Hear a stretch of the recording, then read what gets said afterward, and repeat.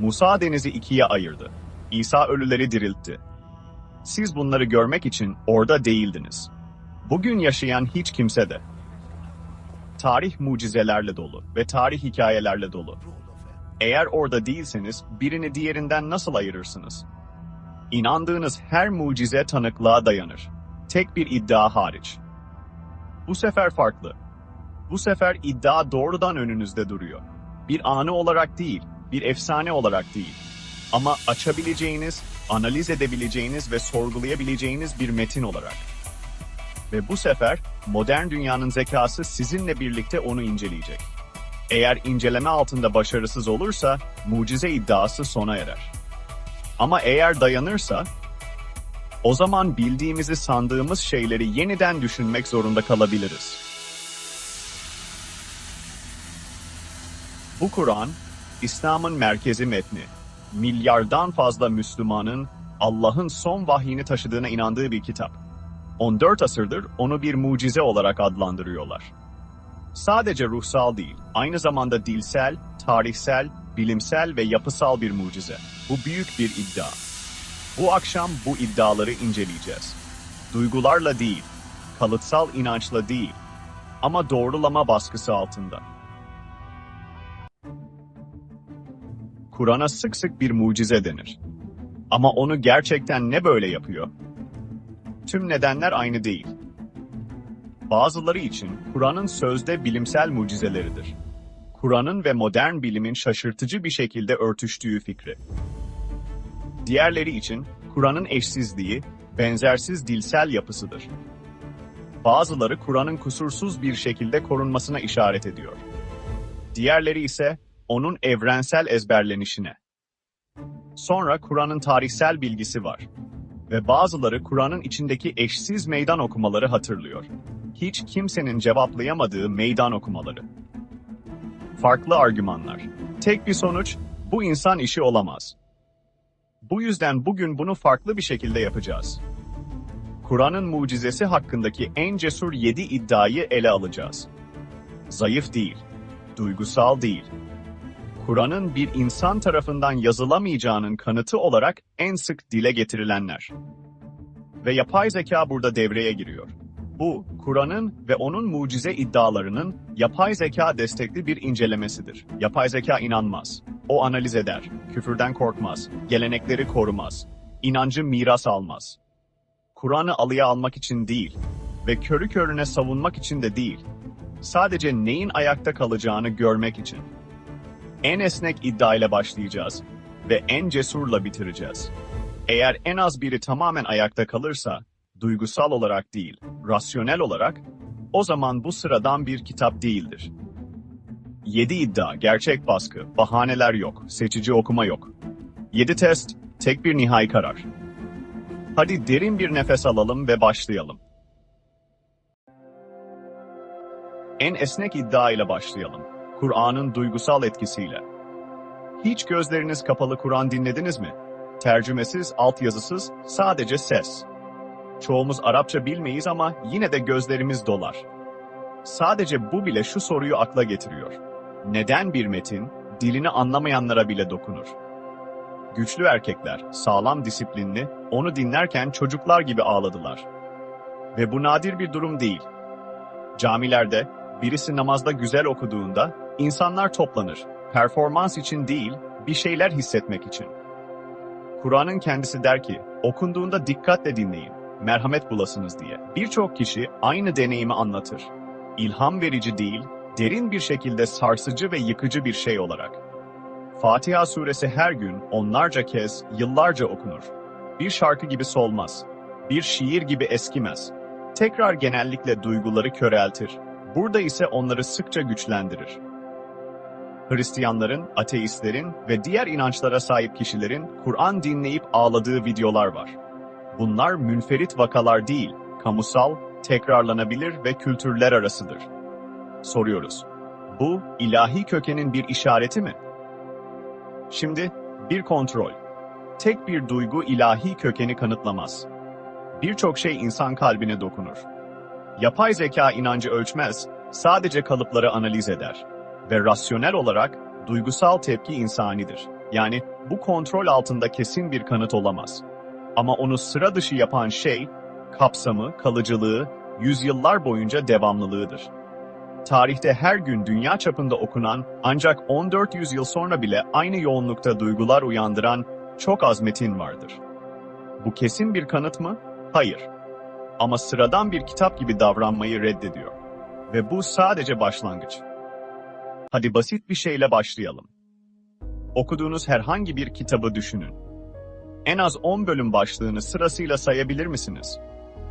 Şimdi şunu hayal edin. 600 sayfayı mükemmel bir şekilde kelimesi kelimesine ezberlemek. Kendi ana dilinizde değil, hiçbir hatırlatıcı olmadan. Bir kerelik değil, hayat boyu. Yine de milyonlarca insan Kur'an'la tam olarak bunu yaptı. Yaklaşık değil, sembolik değil, kelimesi kelimesine. Birçok kişi buna Kur'an ezberlemenin mucizesi diyor.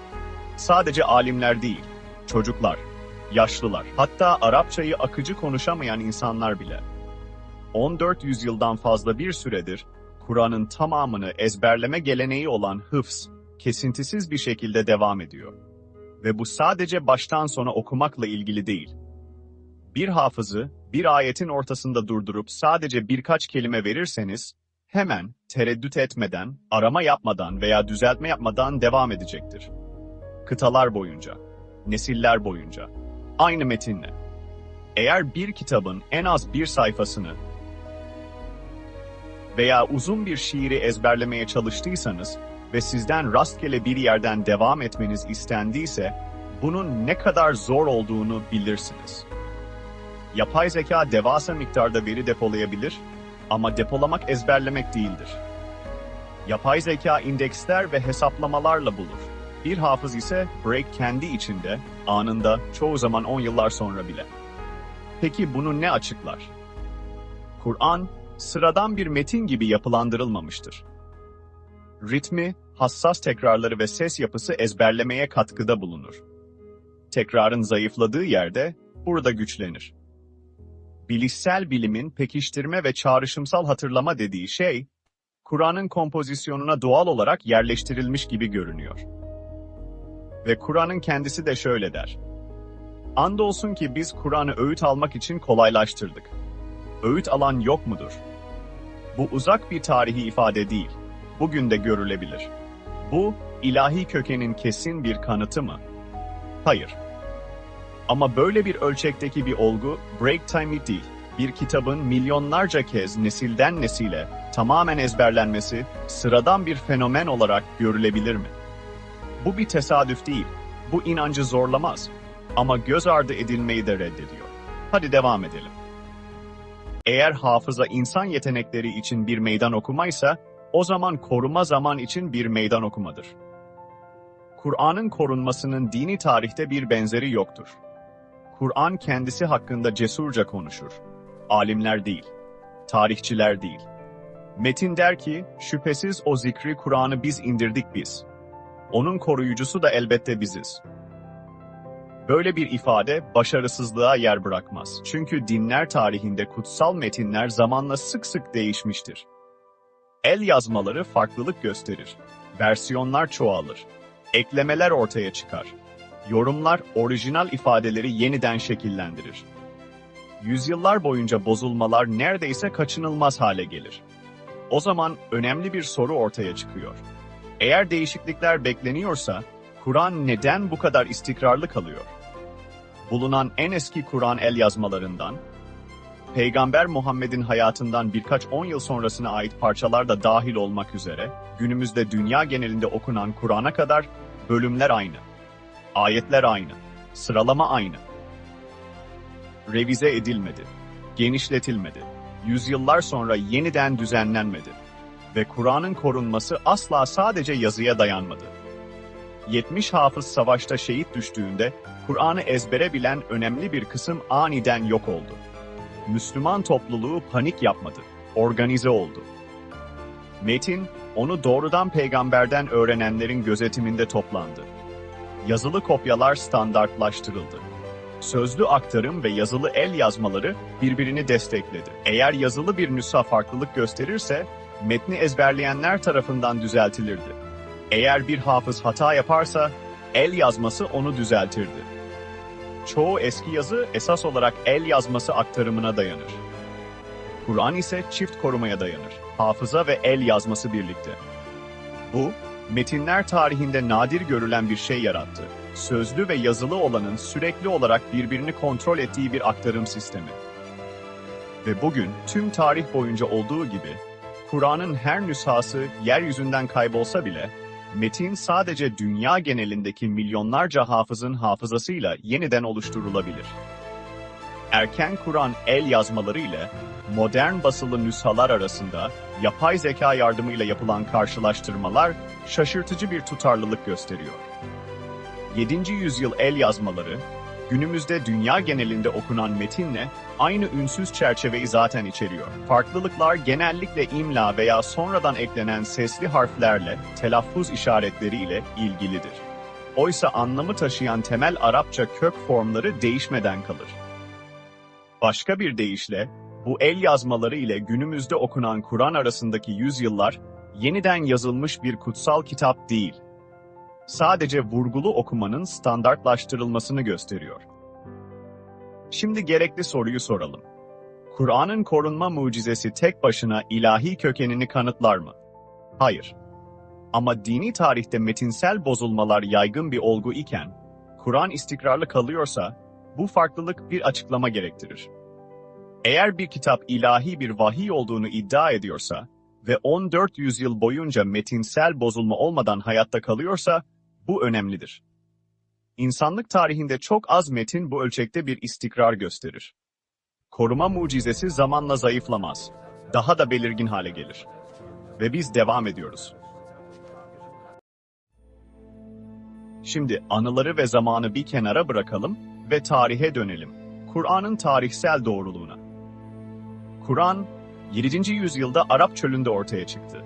Üniversiteler yoktu, arkeoloji bilimi yoktu, Rosetta taşı yoktu.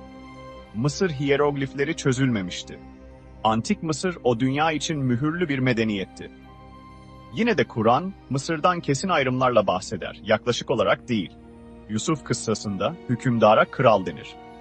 Musa kıssasında ise Firavun. Bu ayrım, Antik Mısır'ın iki farklı tarihsel dönemine denk gelir ki tarihçiler bunu ancak yüzyıllar sonra açıklığa kavuşturmuştur. Bu belirsiz bir tesadüf değil, bu kesin bir tarihsel uyumdur. 7. yüzyıl Arabistan'ından bir metin, tarihçilerin ancak çok sonraları açıklığa kavuşturduğu bir ayrımı nasıl yapar?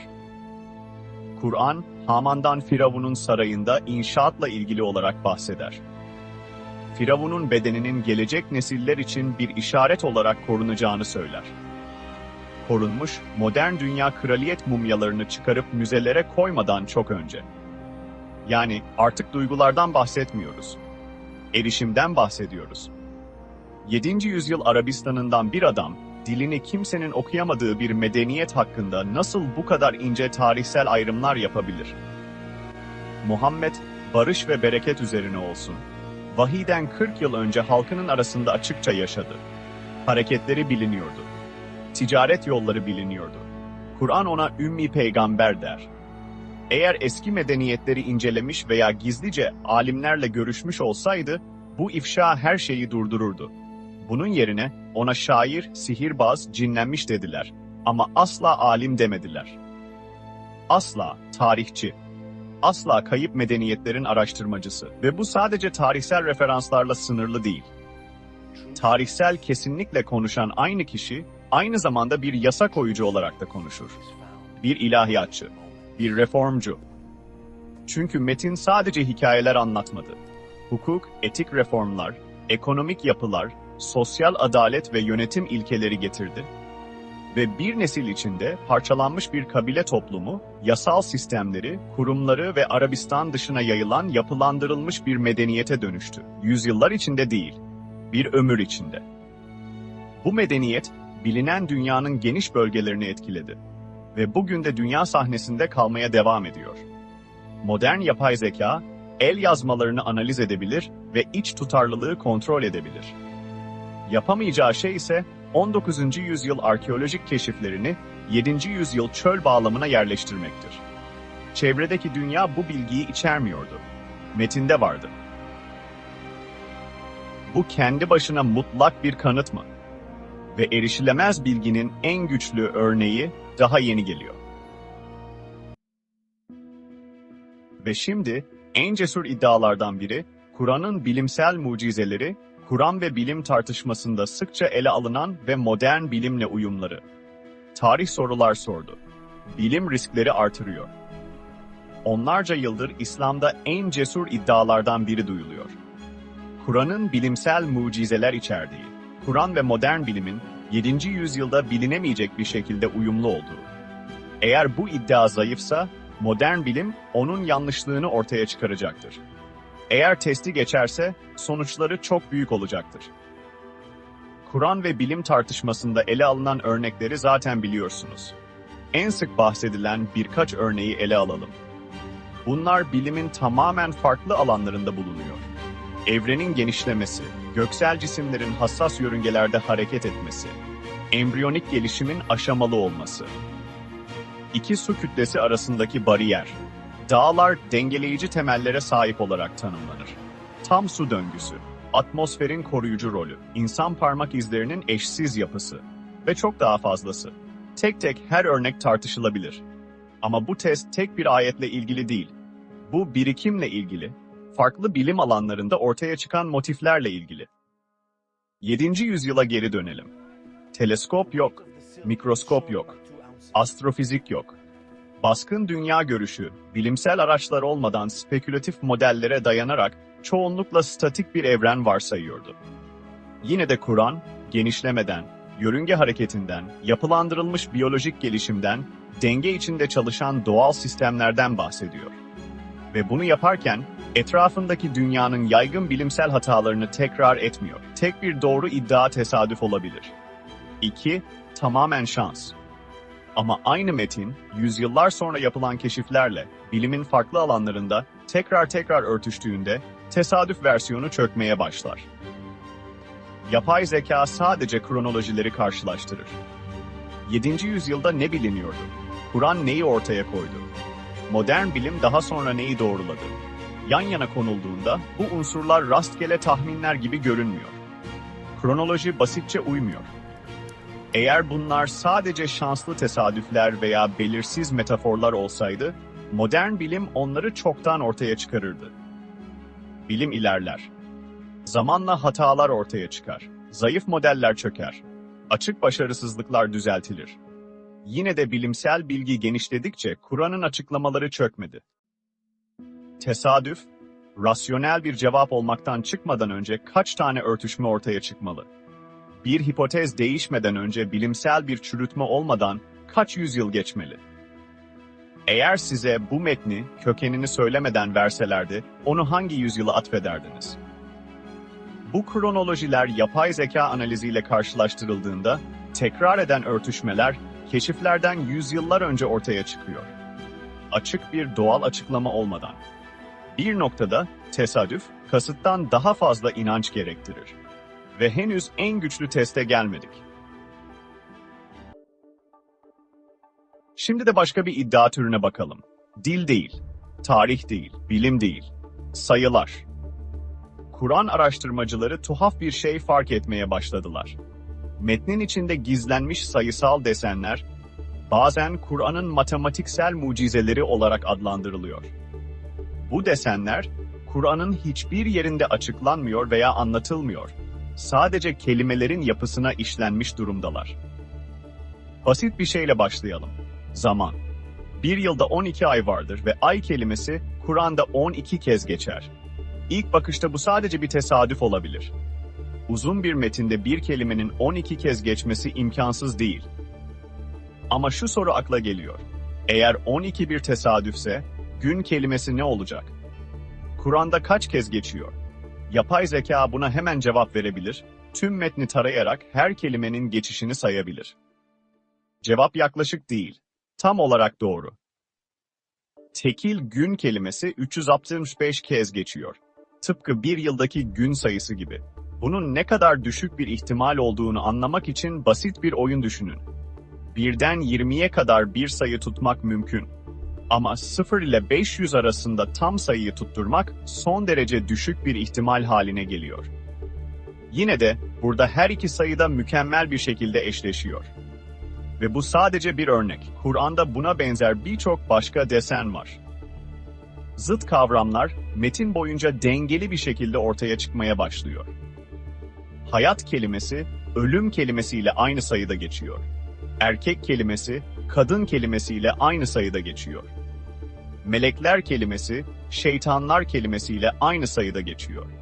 Bu kelimeler farklı bölümlerde ve bağlamlarda geçiyor, ancak denge tüm Kur'an boyunca korunuyor. Başka bir desen de deniz ve kara kelimeleriyle ilgili. Deniz kelimesi 32 kez, kara kelimesi ise 13 kez geçiyor. Bu sayıları karşılaştırırsanız, oran dünyadaki su ve kara dağılımına çok yakın. Yaklaşık %71 su ve %29 kara. Ama bu daha derin bir soruya yol açıyor. Bu tür desenler tamamen tesadüfen mi ortaya çıkmış olabilir? Genellikle uzun metinler rastgele bu kadar tutarlı bir sayısal simetri seviyesi üretmez. Karmaşık sistemlerde yapılandırılmış tekrarlayan desenler genellikle tek bir şeye işaret eder, niyete. Günümüzde modern bir yazar benzer bir şey denemeye kalkışabilir. Bilgisayarlar, kelime sayacılar ve veri tabanları ile bir yazar kelime sıklığını takip edebilir ve denge bozulursa cümleleri düzeltebilir. Ama modern araçlarla bile yüzlerce sayfa boyunca bu tür desenleri korumak, aynı zamanda anlamı ve anlatımın akıcılığını sürdürmek son derece zor olurdu. Şimdi Kur'an'ın ortaya çıktığı tarihi gerçekliğe geri dönelim. Kur'an, düzenlenebilecek ve yeniden yazılabilecek tek bir kitap olarak yazılmadı. 23 yıl boyunca aşamalı olarak vahyedildi ve ayetler gerçek olaylara, zulümlere, göçlere, çatışmalara ve yeni bir toplumun oluşumuna yanıt olarak ortaya çıktı. Bu vahiyleri aktaran kişi bir el yazmasının başında öylece oturmadı. Sürekli baskı altında bir topluluğu yönetti. Metin 10 yıllar boyunca parça parça gelişti. Öyleyse son bir soru ortaya çıkıyor.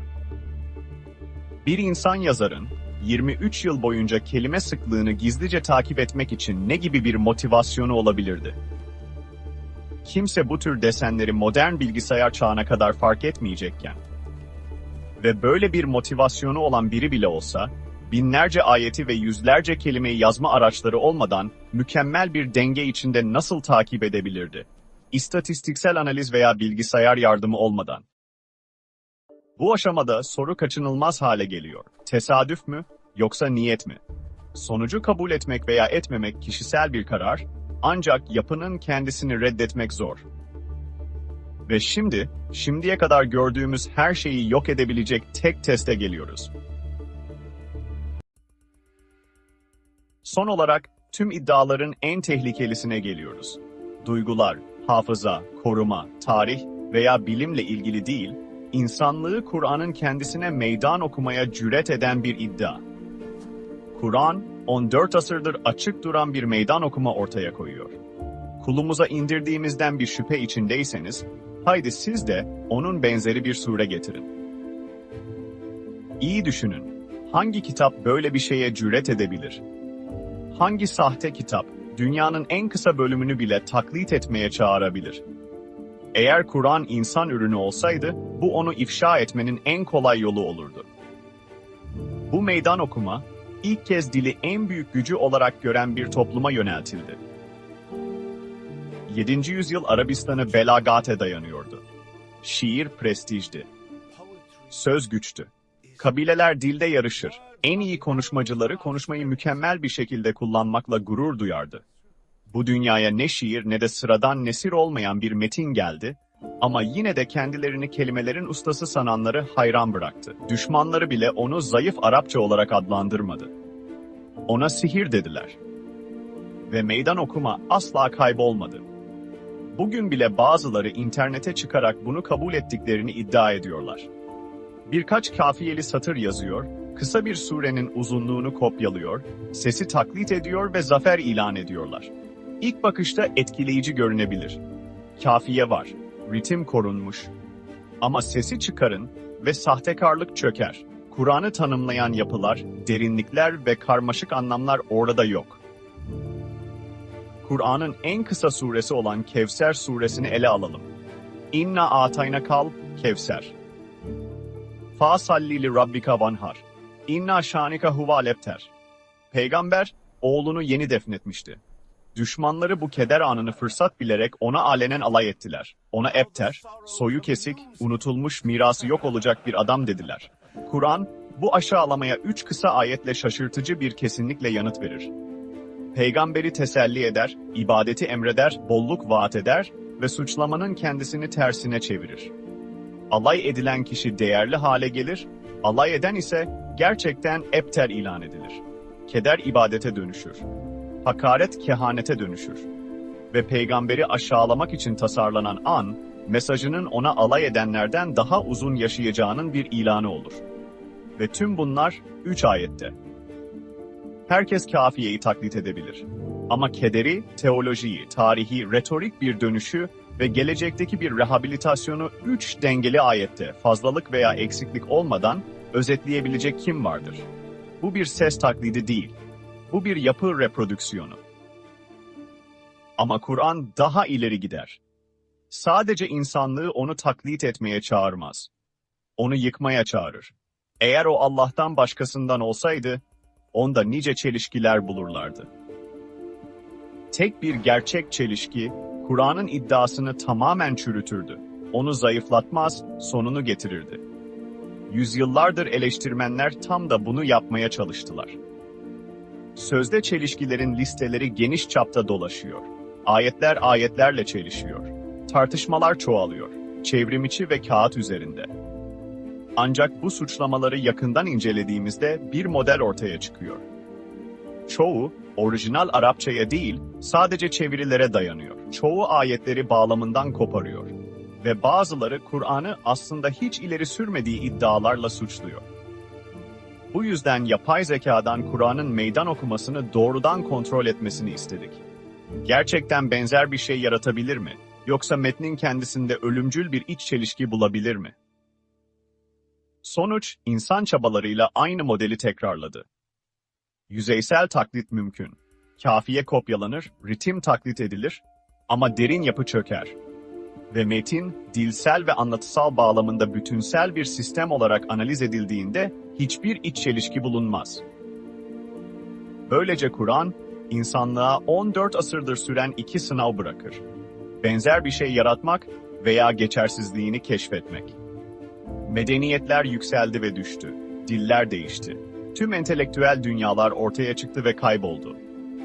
Ve şimdi makine analizi bile tartışmaya girdi. Yine de meydan okuma yanıtsız kalıyor. 14 asır sonra meydan okuma hala duruyor. 7 test Kur'an'ı zaten inceledi.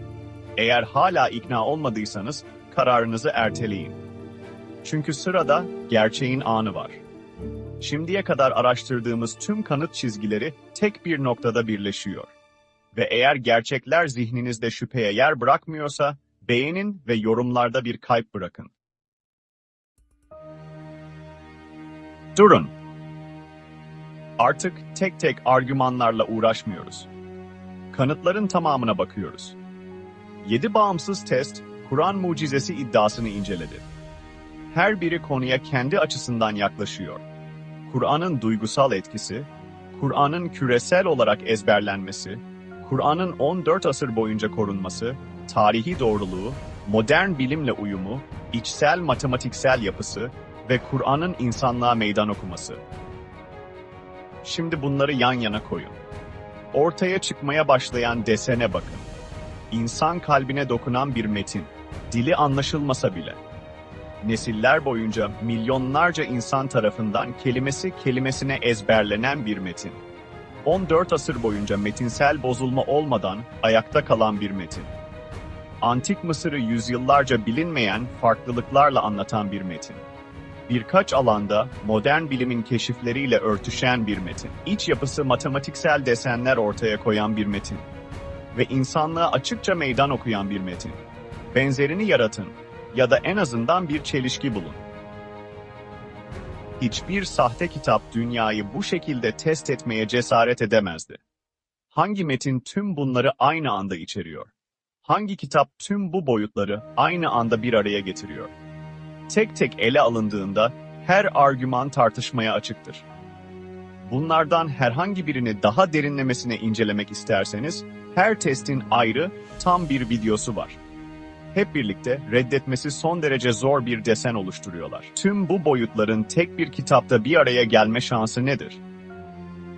7. yüzyılda ortaya çıkan bir kitap. Üniversitesiz, laboratuvarı olmayan, bilimsel araçları olmayan bir çöl toplumunda ortaya çıkan bir kitap. Böyle bir şeyi tek bir insan zihni hayal edebilir miydi? İnsan bir yazar, kalbe dokunan, insan hafızasına uyan, 14 asırlık aktarımı atlatan bir metin yaratabilir mi? Doğal dünya hakkındaki keşiflerle uyumlu, dilinde yapısal karmaşıklıklar ortaya koyan ve sonra tüm dünyayı onu çürütmeye davet eden bir metin. 14 asır sonra bile yapı hala ayakta. Ve modern analiz onu her açıdan doğruladı. Yapay zeka Kur'an'ı bütünsel bir sistem olarak analiz etti ve yapısal bir bozulma bulamadı. Sadece bir boyut ortaya çıkarsa tesadüfe atfedilir. İkisi birlikte ortaya çıkarsa olasılığa atfedilir. Ama birden fazla bağımsız boyut tek bir kitapta birlikte ortaya çıktığında tesadüf ikna edici bir açıklama olmaktan çıkar. Bu artık tesadüf değil. Bu tasarımı işaret eden bir yakınlaşma. Ama insanlık ilk kez bir mucizeyle karşılaşmıyor. Musa denizi yardı. Bunu görenler ikna oldu. Ama nesiller geçti. Tanıklar kayboldu. Mucize tarihe karıştı. İsa Allah'ın izniyle ölüleri diriltti. Tanık olanların kanıta ihtiyacı yoktu. Ama zaman geçti. Mucize bir hikaye oldu. Biz orada değildik. Ama önümüzde farklı bir şey var. Eskilerin gördüğü bir mucize değil. Bir mucize hikayesi değil. Gelenekle korunan bir anı değil. Tamamen farklı bir şey. Hala burada olan, sizi tekrar incelemeye davet eden, yaşayan bir mucize. Eğer bu bizi durdurup, bilgi sandığımız şeyi yeniden düşünmeye itmezse, belki de sorun kanıtların gücünde değil, onlarla yüzleşmeye hazır olup olmadığımızda yatar. Ve bu kararı sizin yerinize hiçbir algoritma vermeyecek. Sizinle yapay zeka inanç yolculuğu ve araştırma devam ediyor. Bize katılın.